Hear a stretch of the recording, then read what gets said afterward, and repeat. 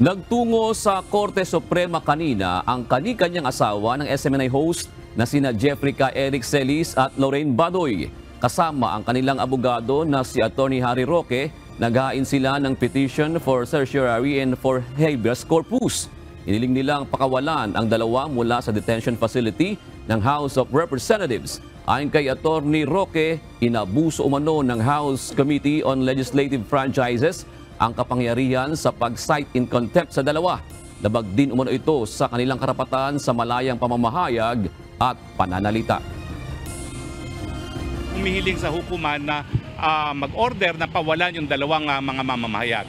Ito po ngayon ay makasaysayan para sa demokrasya. Importante pong ipaglaban ang karapatan ng malayang pamamahayag. Importante pong ipaglaban ang karapatan ng malayang pananalita. Sana mapapakinggan kami ng Supreme Court na medyo agabyado sila sa nangyayari.